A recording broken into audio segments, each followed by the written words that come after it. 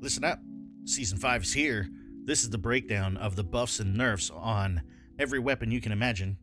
Going into Season 5, The Last Stand Warzone is here. Finally. This is probably one of the most important updates that's ever going to happen with Call of Duty Warzone 1, because after this, it's going to be all Warzone 2. Warzone 2 is expected to release in November 16th, is what the leak said. I believe it's been confirmed now. And so yeah, we're all just kind of amped up for Warzone 2. I'm going to leave a link to this article in the description down below, done by everybody's favorite Charlie Intel. So a little bit about what's going on here. You got the trailer playing behind me there. That's kind of what I'm going to go on, play some trailer stuff. This bad guy we have pisses me off. I'm just going to say that right now. This bad guy is like, they gave us Big Boss, and Big Boss was not the bad guy, and I'm pretty sure that this is supposed to be the bad guy, and he's identical to Big Boss. You have no idea how angry I am, people. But anyway, we got Caldera. The mountain, the peak is no longer. It's a molten hole of lava now. No tunnels. It's gone. Without further ado, we're going to move on to the weapons, nerfs, and buffs, and we're going to talk about them right now. So far, the most notable changes as far as the Warzone nerfs and buffs go is the KGM40. Pretty much every aspect of that weapon has been nerfed. They realized that thing was OP, and they made it more newcomer friendly. So, and then the Vargo S was adjusted to make it more long range friendly.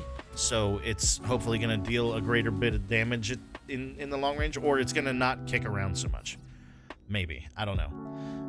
The Growl was also buffed too, so that's kind of exciting. So those are the three main AR weapon buffs. The 3 to 6 time scope was nerfed, people. It's no longer what it was. These are like the top changes from this update. Sniper rifles were changed in a little bit. Ravensoft says they feel as though the sniper rifles are where they need to be, so they didn't want to change a whole lot and give or take too much.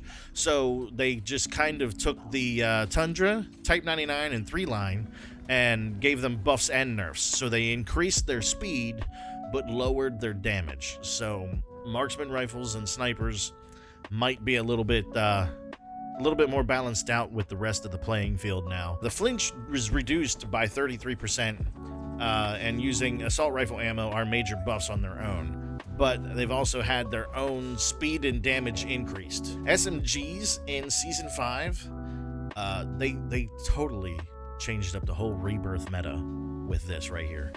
The Armagura, Marco 5, and H4 Blixen and their attachments have all been given a variety of nerfs. Not buffs. They didn't buff anything on these. They nerfed them. So yeah, that's like huge, because those were like the main weapons to use in small arms fire combat, like Fortune's Keep and Rebirth. So if you were one of those babies after this update today, you probably aren't anymore. The interesting part is, though, is Modern Warfare's P90, Fennec, and Striker 45 were all given buffs, along with the Vanguard Tommy Gun 1928 and the PvP SH41. Their attachments were buffed. So Fennec might be back, people. The Fennec might be back. It was meta for a short while, but it might be back. And then Striker 45, I never got to use it while it was meta, because I was using the Fennec and the MP5 and whatnot. So the Striker 45, that piques my interest a little bit. I'm gonna try using it here. The link to this website and this initial breakdown is in my description below. Make sure you follow it through. Check all of this juicy update Season 5 stuff out right now as soon as you can. Hopefully it'll help gear your game in the right direction. Till then, you should watch this video right here, KGM40, from before it was a meta, and we'll see you in the next one. Till Valhalla, let's go.